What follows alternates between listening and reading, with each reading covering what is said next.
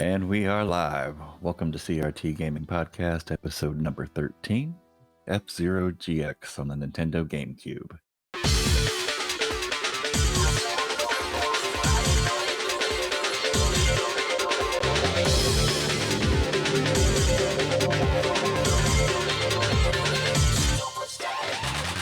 I'm here tonight with my good friends, Dazpick and Gohan. Good evening, gentlemen. How are you doing tonight, Dazpick? Doing pretty good, buddy. I'm sure you we'll hear about it here soon, I guess, because you've never played this. And Mr. Gohan, kind sir, how are you this evening? Doing well, ready to race for pink slips. I got the keys in the Wild Goose. I'm ready. Excellent. This is a kind of a strange thing to talk about. There's a lot to talk about, and there's not a lot to talk about in racing games. I chose F-Zero. I've always liked the F-Zero franchise throughout the years. It was on the Super Nintendo. I have really fond memories of playing this game. Did you ever play that one, Dazpick? Did you ever play the Super Nintendo version? I did play it. My brother had it. I played around with it a little bit. And Mr. Gohan, are you familiar with this franchise? I am very familiar with the franchise. The GameCube version, a little bit less so. I was a huge fan of the first game. I think really when the Super NES launched, F-Zero and Super Mario World were really like the two must-have titles. Yeah, I think when it came out on the Super Nintendo, the whole, I believe, it definitely came out before Mario Kart, because Mario Kart kind of copied a little bit like the whole Mode 7 racetrack. But I remember it kind of blew my mind a little bit just when this first came out, as far as I kind of it was a new type of racing. Before you'd kind of driven cars and stuff, and these futuristic anti-gravity hover carrier machines. And I don't know, I kind of really enjoyed the futuristic racing aspect of it. Like you said, the Mode 7 scaling showed that it just wasn't a tech demo. It really showed that it could be the bedrock of a game design. And when it came out, it was kind of genre defining. There really hadn't been a futuristic hover racing game until that point. Yeah, I feel the F-Zero GX on the GameCube is a unbelievable example of what that piece of hardware is capable of back in the day. That game runs at it gives the illusion of supersonic speed very well at 60 frames per second. Things are really moving in this game. Along with just the aesthetic, the look of the game, and the style. Like most Nintendo games, they've always done a good job of hiding the limitations of their machine by the art style in which they choose to do the game. And but it makes their games kind of they don't really age over time. They still look good to this day, I believe. So, Dazpick.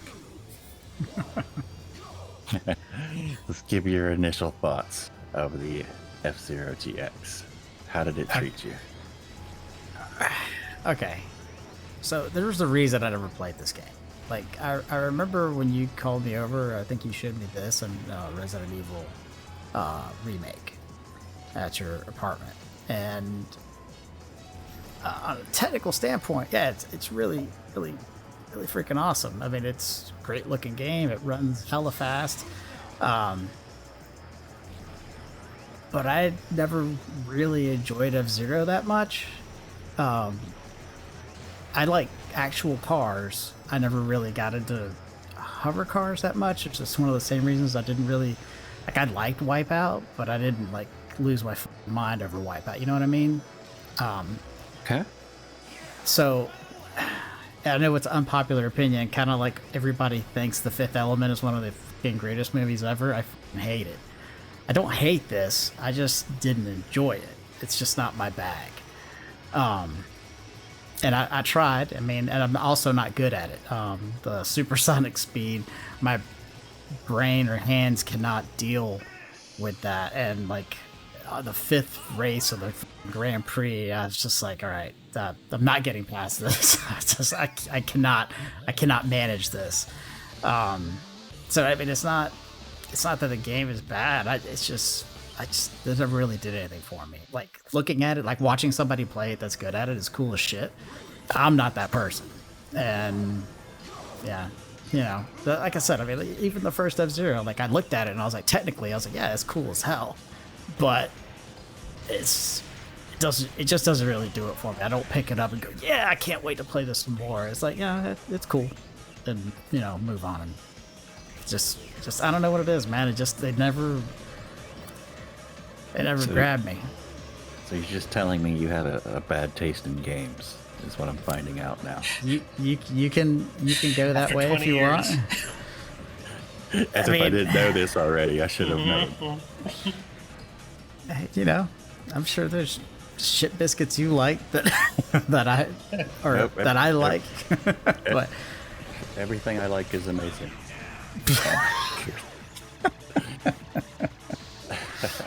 So I mean, yeah, I mean, graphically and everything, cool, awesome. And like, if I'm watching you play it, yeah, it's awesome. But me play it, no. I mean, like again, like I know that there's, you know, like all the like the sliding command, you know, controls, as well as, you know, the turns and the air brakes and the boost and all that. And I think it's the same thing that the Wipeout has, like the sharper turn buttons and those mechanics. My brain can't wrap its head around it. I know I know what I should be doing, but I can't ever do it well. And honestly, I mean, I don't really play racing games anymore because I'm not really that good at them. So and it is kind of interesting, right? Like, especially in kind of like the modern era, like the racing game has really kind of boiled down to just truly a handful of titles. You know, it was way more kind of varied back in the day. Yeah, it definitely was. There's a lot more experimentation going on, and like nowadays, it's like if your game doesn't have every single licensed top-of-the-line performance car thing in it, like no one buys it. There's none of these kind of fun arcadey experiences, and F-Zero GX definitely, you know, is an arcade. You know, it's not trying to be anything other than fantasy. You know, usually with racing games, right, it's like it's either in one of two camps. It's either an arcade game or it's a sim game. And yeah. F-Zero is neither of those things, right? It's like, yes, it's arcadey, but it's kind of doing its own thing, you know? Yeah.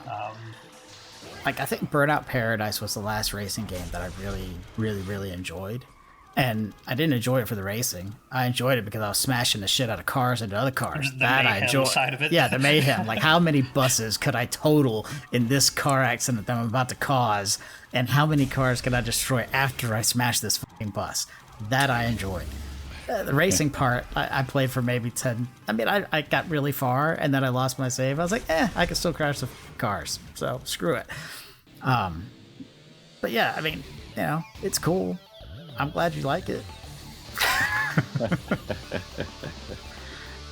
Well, what's great about this game is, which are maybe when we're done, you could appreciate something a little differently, even though if you don't like it.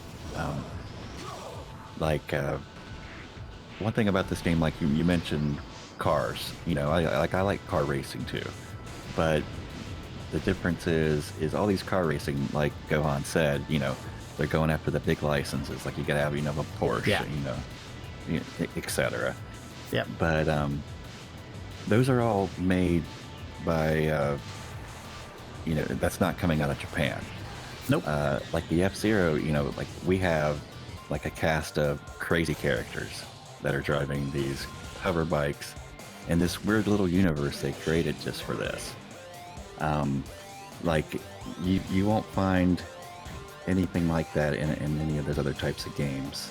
Like when you actually complete one of the circuits, you literally sit through this little ceremony of, you know, getting first, second, or third place that takes about 2 minutes, and like the announcer is going to go over and talk to the winner, which is you, and you can choose 3 questions to ask your character. And This is great. like, like some of the questions were something like, I don't know, like, why did you choose this vehicle, or how'd you like your vehicle, or what's it like to be the champ? They're just stupid questions. And then your guy just responds with like a 3-word answer. He's like, I win because I am, and then like, then like, next time, Jones, then like Captain Falcon is a man of few words, okay? But it had a 2-minute build-up for that. And it's just quirky. It's weird. I enjoy that aspect of the game. I like the game. Like. Now wait, is that in the story mode or the Grand Prix mode? That's the Grand Prix mode. That's when you've beaten the very first one, the very first novice Grand Prix that most children accomplish by age 3. I'm sure they do. And maybe if I tried it when I was 3, maybe I could have, but no.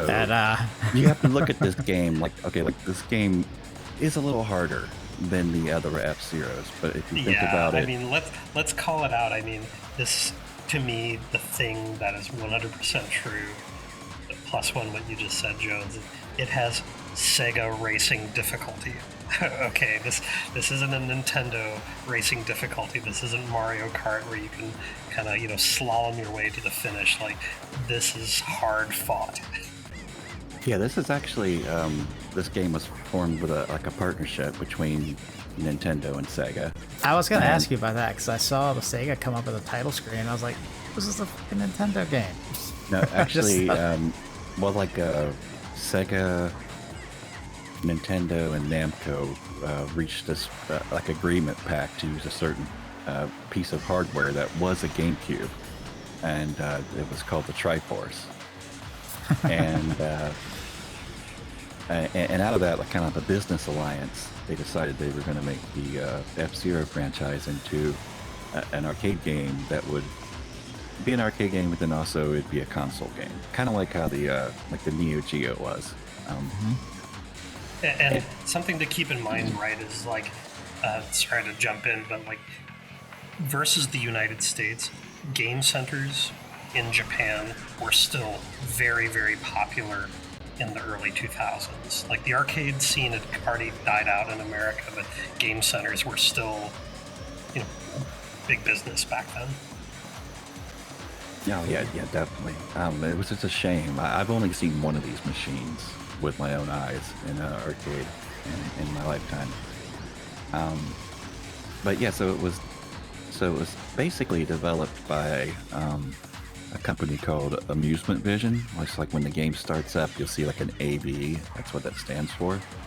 I think actually Amusement Vision is Sega's AM2 development team.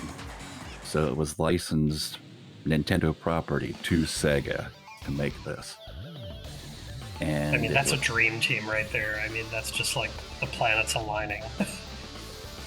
Yeah, and like I said, I'm just now learning the gentleman's name, but I'm going to try to pronounce it. It's Toshihiro Nakaoshi.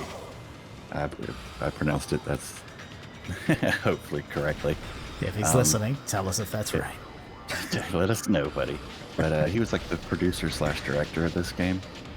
And basically what was kind of crazy is when this was announced, and he was, I guess, awarded the position, you're going to be overseeing this.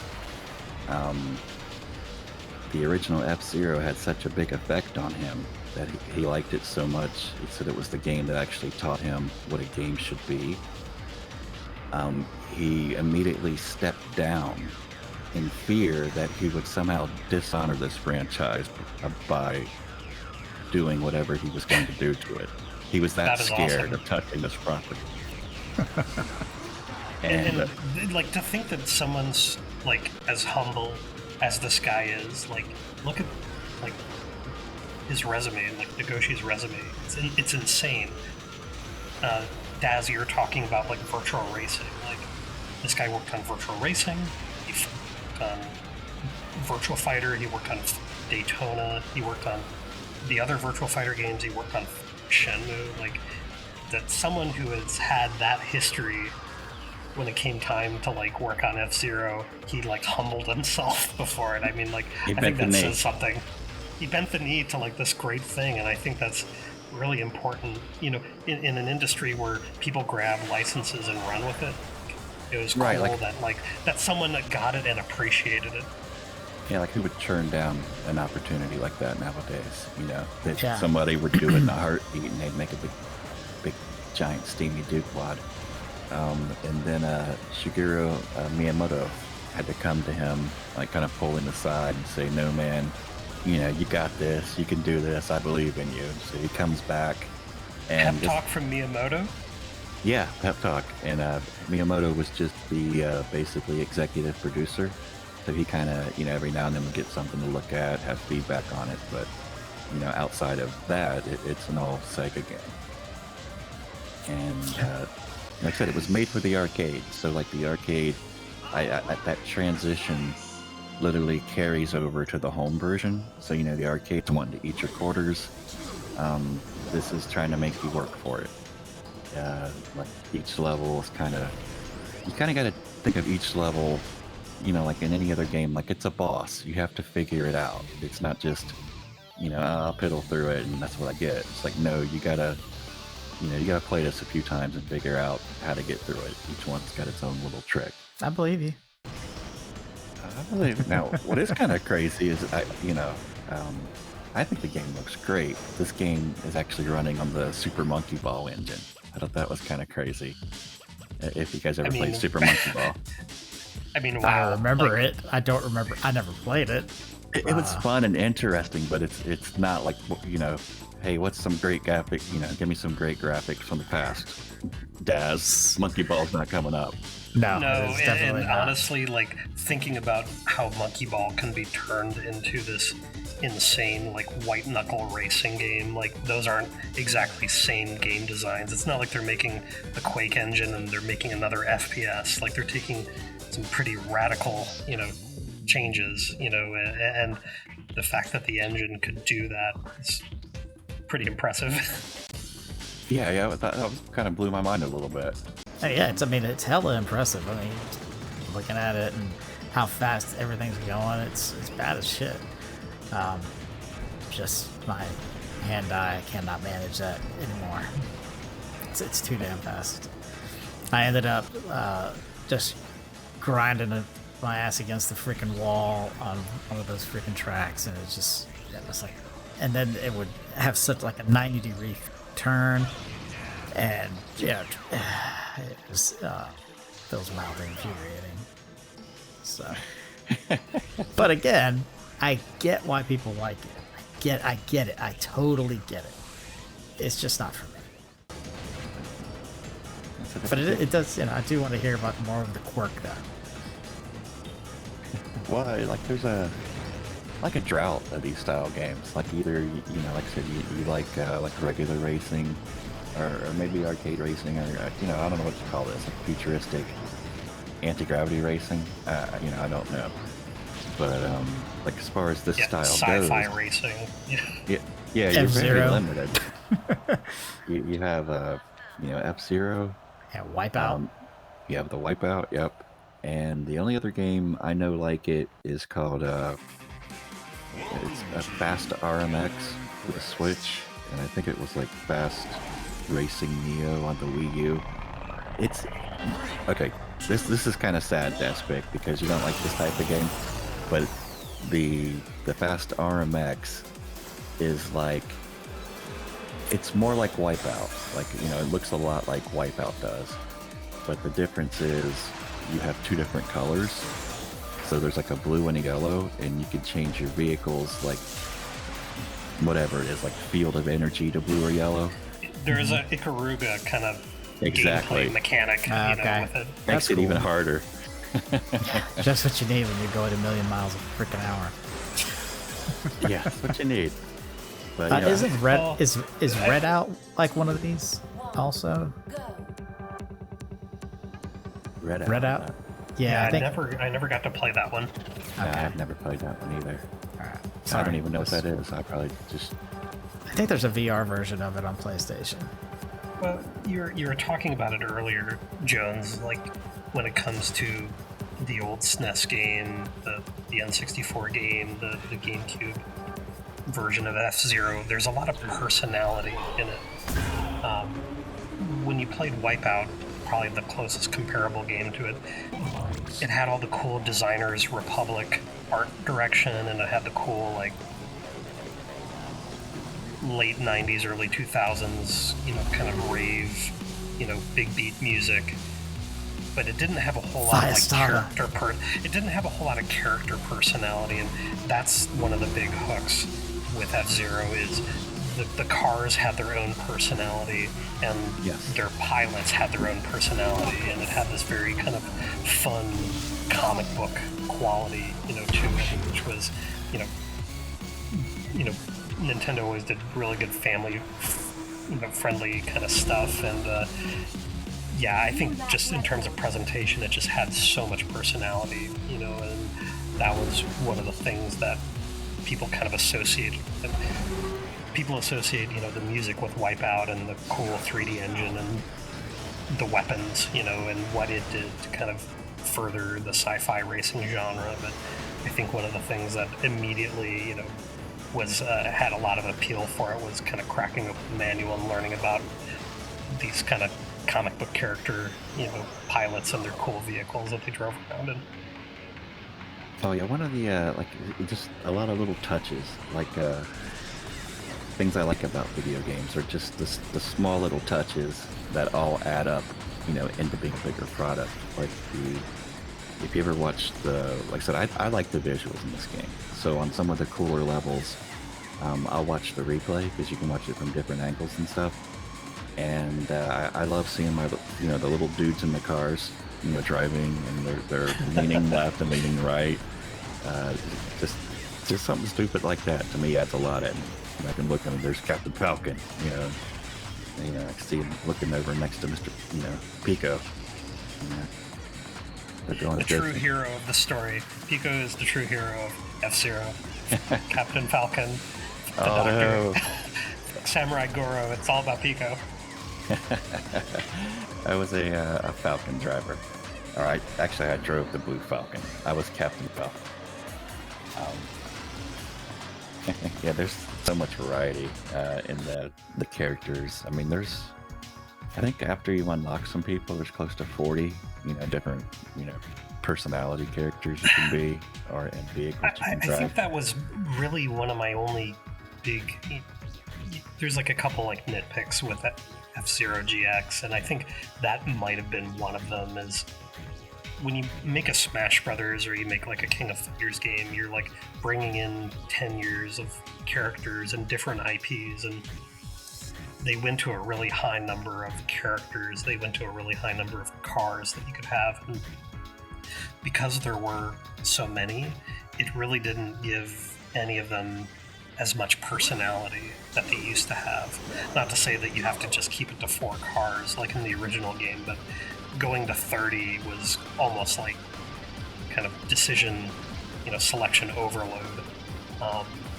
It felt really cool that each one of the cars had its own distinguished characteristics and a character that you can like learn about.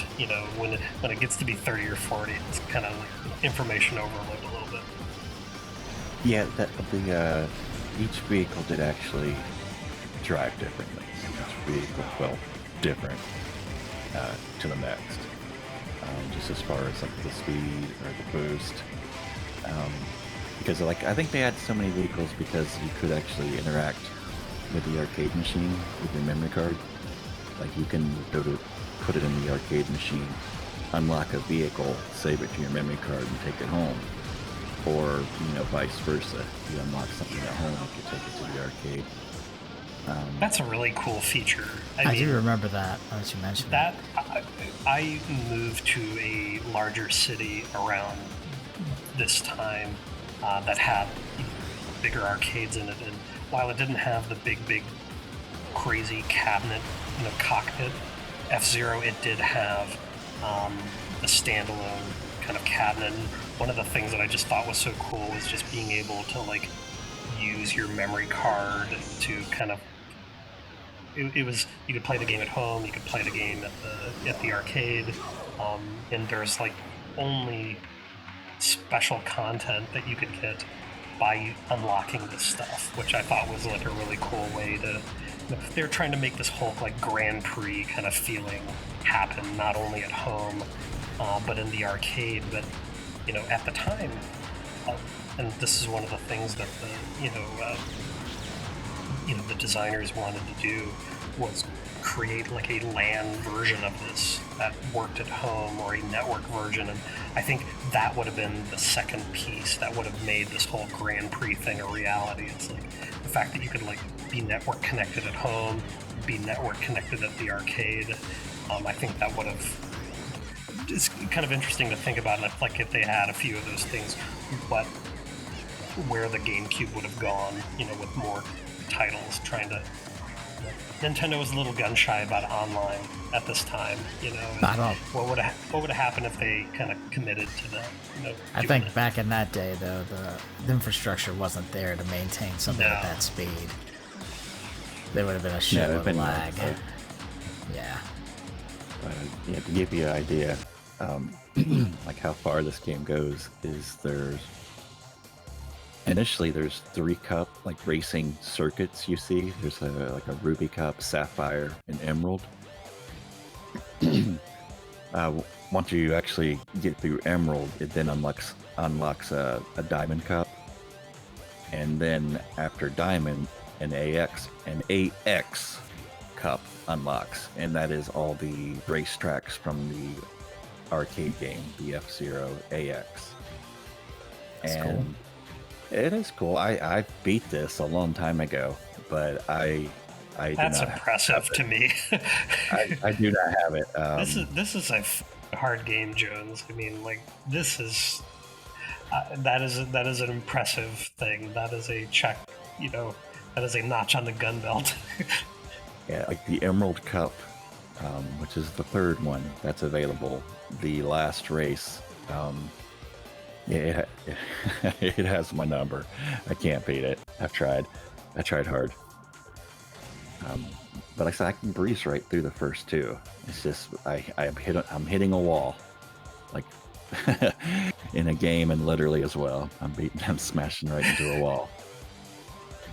Well, I mean, I think one of the things that made this, such a huge challenge back then, and maybe that was why it probably put the kibosh on my ability to like advance or beat the game, was you really did have to kind of work.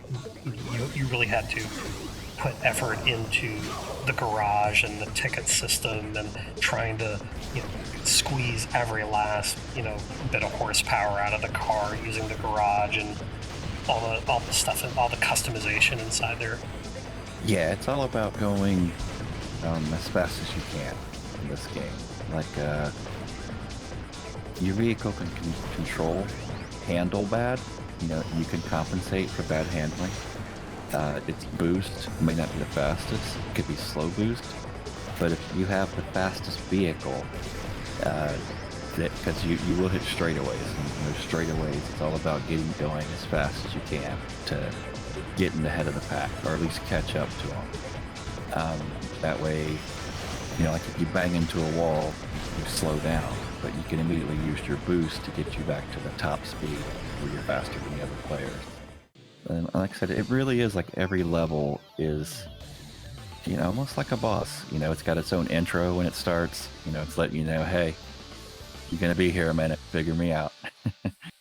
And, but I enjoyed it. It was fun. Sorry, it's not Dazpick's cup of tea, but not everything can be. No, it's all good, man. Like I said, I respect what it is. Just, glad you like it. It is beautiful. That's damn sure. Especially the clip that it's running at. Holy shit, man. Yeah, it is. Yeah. There's nothing quite like it back in the day. As it was kind of unfortunate when the game, the F-Zero game, came out before this. There was a huge flood of science fiction racing games, and then it kind of quieted down. And when partnership kind of got announced between Sega and Nintendo, people were kind of wondering, where it would go, and they brought so many. I mean, you couldn't really ask for a better partner to work on this. I mean, their specialty with racing games in general, with arcade games, I mean, with high-end 3D graphics, it really was kind of a hand-in-a-glove kind of partnership, and they brought so many of their own little additions to the game, even as simple as it sounds, but like the boost in the old F-Zero games, like you'd use the boost and it was very deliberate. You used it, and once it was gone, unless you had it stockpiled, it was gone forever. Whereas in this game, like, they were constantly trying to keep you pedal to the metal, so you were using your boost more frequently, but the cost was every time you boost, your shield energy would go down, so it allowed you to kind of use that a little bit more, I don't know, kind of tactically, as weird as that may sound. No, there's many times I was coming to the finish line on literally exploding. On fumes. Yeah. No, I literally exploded as I went through it's it. It's the pod racer crash to the finish line. That don't count. You have to retry. It should count though, but it don't.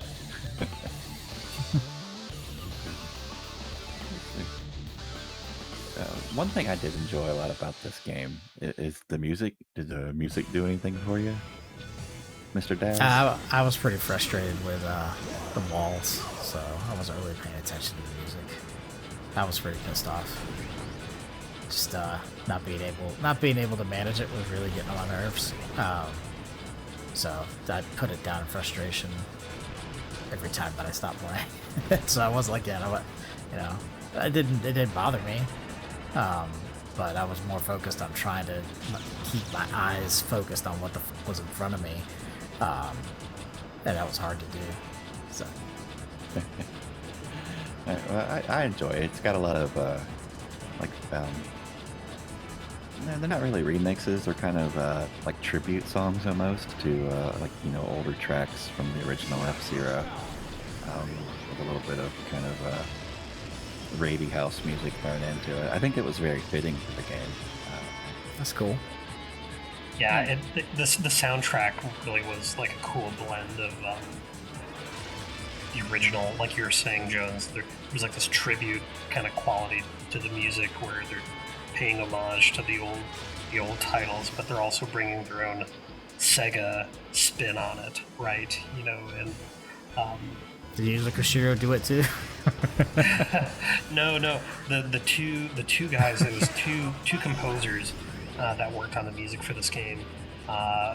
One is a guy named Shoji, and his background was the Daytona series.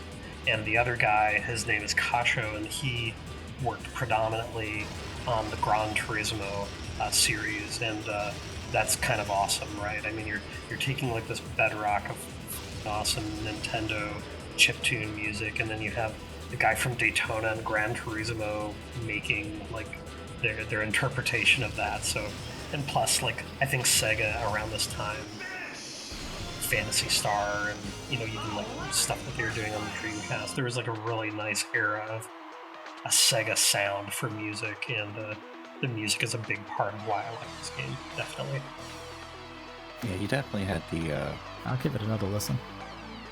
Oh yeah, definitely. Yeah, listen to it. Basically, creating this game, you had the best of the best that was available at Sega. That's what it sounds like. So, like I said, if it's your bag, I think it shows. I enjoyed it, but it's not for everybody. I thought about the only other kind of futuristic anti-gravity racer that I can think of really is Thumper, but it's not quite a racer, but it is. It reminds me a lot of F-Zero. That's like that feeling of playing Thumper. Definitely, I think there's, that same kind of feeling, that same kind of reaction. That aesthetic. Thumper feels more like Thumper feels more like a rhythm game to me than a racing game. Yeah, it feels a little bit like both. It's a little bit of both, right? In some ways. Yeah, it is a rhythm game. relying on the reflexes that the racing game takes. It's throwing them at you quick. Yeah. Thumper's cool. I like Thumper. I have an idea of what Daz's review score is, but Jones, what do you think? It's been 20 years. Does it still hold up? How would you kind of rate F-Zero GX? I would rate this game a 9. I give it a solid 9. I think it is the best. A 2029? In the future? Future What? past? No. That it's a 9. You're saying it's a 9. Yes, it is a 9. I don't know what I'd say. Nice. Well, how about you, Mr. Gohan? What would you give this game? It holds up really well, and we're playing this emulated, and maybe that's a little bit of cheating, but we were looking at this and it really, on really nice modern hardware, and peel all that back, peel all the nice glitz and gloss and all the modern isotropic shading and anti-aliasing underneath. This is a really, really good game, and I would probably put this around an 8.5. Fair. That's fair. That's a fair rating. All right, we're getting to the elephant in the room. Okay, Eeyore. Okay, here's the thing. I wouldn't bash a game because it's not my bag. That's not fair to the game. I don't like everything that's out there, but I still can look at it at the merits of the quality of the game. And it's a solid game. It's really good. I'm just not good at it. And that style racing doesn't really do it for me, and that's fine. But I'd still give it a solid 8. I mean, technically, it's beautiful. To run at that clip, that's really freaking impressive. And yeah, it's a quirky Nintendo game. I didn't get to all the quirk, but I still see that, it's a hard racing game. But I wouldn't bash it just because it's not my bag. It's a good game. I guess that's as fair as you can possibly be. Next week, we're going to continue driving down this racing lane road here. And I think Dazpick's going to try to pick something for us. Yeah. Come up with something? Well, in a perfect world, I would say Burnout Paradise, but that's a little too modern. I'll go with another Sega game. Old Daytona USA on the Saturn.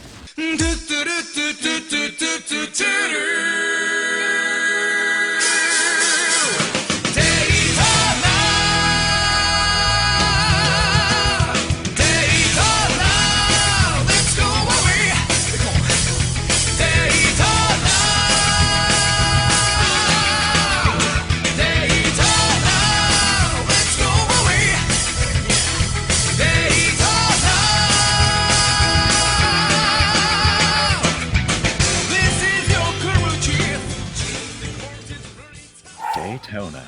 Yeah. Let's go away. Yeah, let's go away, baby. Let's go away. If nothing else, just for the music. you can't go wrong with Brew Sky. No. Oh my God, yes. Oh yeah, that's I had a good time with those back then. So is this it's just like the straight up original Saturn launch, or is this like one of the remakes they did a couple Nah, man, it's original Saturn, man. Straight up Super Pup-In Daytona. Yeah. All right. Yeah. Awesome. I'm excited. To be honest, my familiarity with Daytona is just with the awesome soundtrack that Daz and Jones would make jokes about and sing at inopportune moments. But that's awesome. It really is amazing. But to be completely honest, I really haven't played this game that much. I played it in the arcade like everyone did back then, but I never really dove into it. My Saturn experience was kind of with other games, so this will be fun. Yeah, the only way to play it is, get the family to leave or get some headphones. Oh, yeah. It needs to Gotta be played with crank it. volume. It needs volume. You need to become in the Daytona universe to Yes. fully appreciate it. And you have to imagine all the people in the stands with their coolers of beer that aren't there. In this Japanese Daytona USA. But they think it's like... Their interpretation. This is kind of like the Japanese Spider-Man of racing games. Is that what pretty I'm much. Or This is maybe- the Japanese version of NASCAR racing, and I like it better. Sign me up. Sign me up. So, Awesome. All right, so I guess come back next week if you want to hear how everybody made it through these blue skies that I see. All right, so stay tuned to the next episode when we play Daytona USA for the Sega Saturn. This is Jones with Dazpick and Gohan, signing out. Daytona!